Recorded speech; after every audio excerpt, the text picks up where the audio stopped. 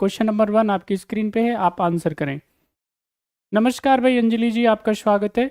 चलिए फटाफट फटाफट आंसर करें और बहुत ध्यान से देखिए। ये जो क्वेश्चंस हैं बहुत ही शानदार क्वेश्चंस हैं और ओबियसली बात है, आप समझ लीजिए कि एग्जामिनेशन में यहाँ से सवाल आपको मिलने वाले हैं, काफ़ी मदद मिलेगी। ठीक है, मैं ये नहीं कहूँगा कि डायरेक्ट क्वेश्चंस जो है आपको यहाँ से पूछे जाएंगे, लेकिन हाँ ये ज़रूर समझ लीजिए अच्छे से कि यहाँ से सवाल बनेंगे बनेंगे, ये आपको मदद करने वाले हैं। चलिए अब आंसर करो जल्दी से, क्या है सही आंसर क्वेश्चन नंबर 1 का।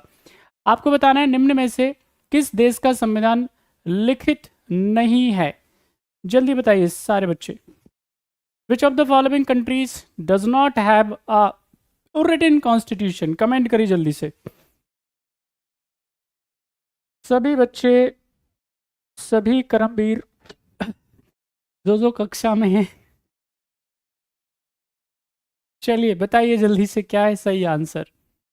देखिए यहाँ पे जिन जिन बच्चों ने जवाब दिया है, देखिए यहाँ पे समझ लीजिए, जब हम बात करेंगे किसके बारे में, कॉन्स्टिट्यूशंस के बारे में, संविधानों के बारे में जब चर्चा करेंगे तो कॉन्स्टिट्यूशन को समझ लीजिए। तो पहली बात तो ये समझ लीजिए कॉन्स्टिट्यूशन होता क्या है, संविधान क्या होता है। तो संविधान किसको कहते हैं, संविधान होता है रूल बुक। ठीक है कि नहीं, क्या होता है, एक रूल बुक होता है जिससे किसी देश की कानून और व्यवस्था चलाई जाती है। ठीक है, उसका पूरा अच्छे और बढ़िया तरीके से, सिस्टमेटिक तरीके से सरकारों का गठन प्रशासन चले, तो उसको बोलते हैं संविधान। ठीक है कि नहीं। अब संविधान जो होते हैं बेसिकली दुनिया में क्या होते हैं, दो प्रकार के होते हैं। एक तो होता है भाई रिटन कॉन्स्टिट्यूशन, है ना, एक तो होता है रिटन और एक होता है अनरिटन या नॉन रिटन। ठीक है कि नहीं, याद रखना है आपको।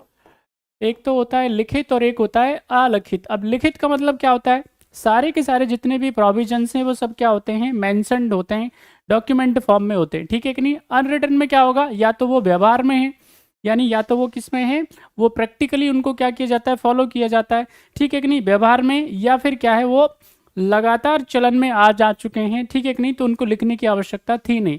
जैसे हमारे यहाँ पे क्या है, यहाँ थूकना मना है, यहाँ कूड़ा डालना मना है, बात समझ में, हर बात को लिखना पड़ता है, इसकी क्या ही जरूरत है भाई। समझदारी का आलम ऐसा होना चाहिए कि आपको ये तमाम चीज़ें खुद से ही आनी चाहिए, लेकिन दीवारों पे लिख दिया जाता है ना, और कई जगह पे तो ऐसे लिखा जाता है डैश डैश, और यहाँ पे ये मत कर, तो उसको क्या होता है, समझ लीजिए कि बड़ा मुश्किल होता है ना। जिन चीज़ों के लिए मना करते हैं वही सब लोग जानबूझ करके करते हैं, तो अपने यहाँ पे थोड़ा अलग है।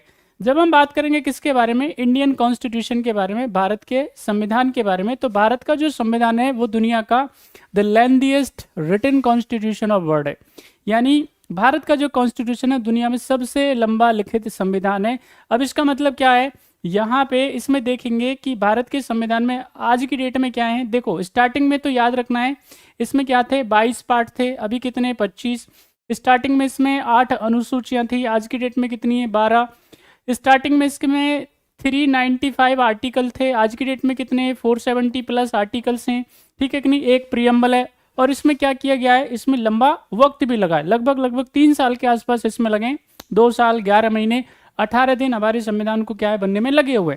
इसके बहुत सारे रीजन है, बहुत सारे फैक्टर्स हैं, कारण हैं, जो हम सुबह की क्लास में बताएं, आज ही बताएं, जाकर के जरूर देख लेना सारे बच्चे। ओके, तो ये क्या है बेसिकली नॉन रिटन और अनरिटन में क्या है ध्यान रखना है आपको, सॉरी रिटन और अनरिटन में क्या है डिफरेंसेस हैं। अब यहाँ पे ऑस्ट्रेलिया का जो संविधान है वो क्या है लिखा हुआ है, स्पेन का लिखा हुआ है, फ्रांस का लिखा हुआ है।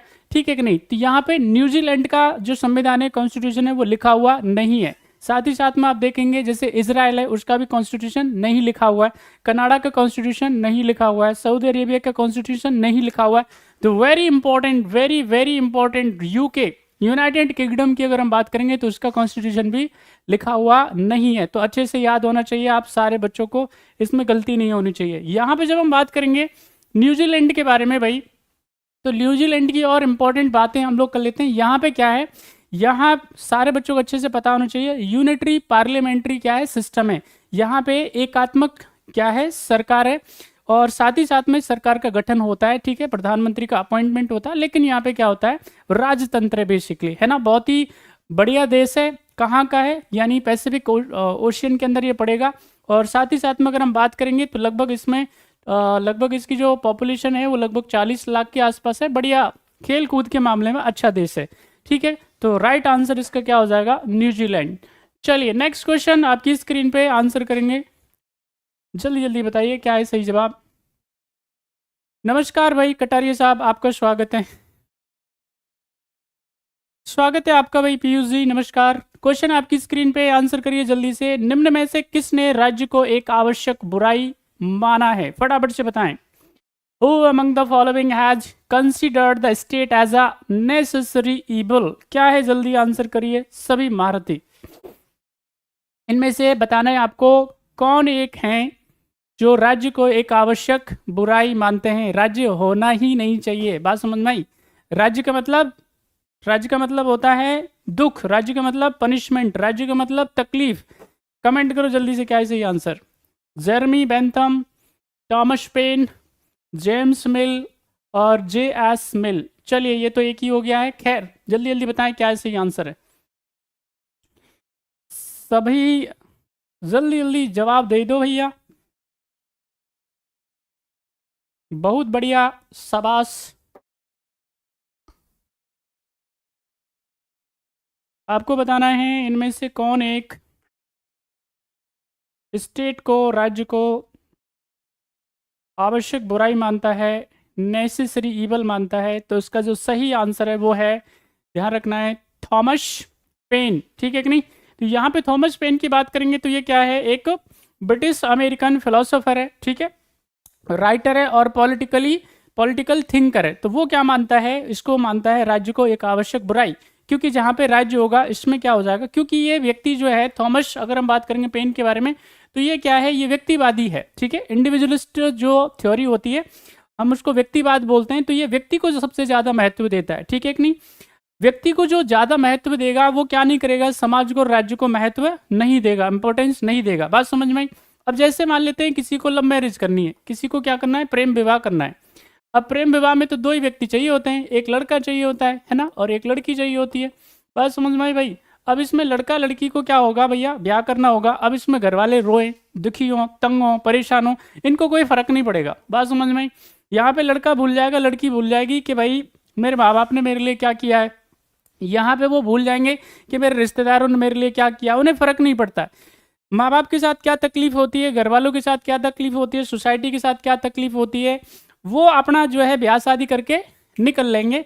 और जो घर वाले वो आराम से पड़ोसियों से सुने, है ना, ऐसे ऐसे ताने सुनने पड़ते हैं, उनको तकलीफ झेलनी पड़ती है। तो वो तमाम चीज़ें जो है व्यक्तिवाद में क्या होती हैं, जो है नहीं ध्यान रखी जाती है, सिर्फ व्यक्ति अपने बारे में सोचता है, ठीक है। तो भाई ये व्यक्तिवाद कई बार क्या होता है, बहुत ज़्यादा खतरनाक हो जाता है। अगर लिमिटेड रहे तो ठीक है, लेकिन अगर ये एक्सट्रीम पे पहुंचता है तो ये क्या करता है, हानि पहुंचाने का काम करता है। तो यहाँ पे ये जो थॉमस पेन है, ये व्यक्ति को वरीयता देता है, इंपॉर्टेंस देता है। जैसे ही व्यक्ति को वरीयता दी जाएगी, सोसाइटी और साथ ही साथ में जो परिवार है उसको क्या कर दिया जाएगा, हाशिए पे लेकर के जाया जाता है, उसको ज़्यादा इंपॉर्टेंस नहीं दिया जाता, ठीक है।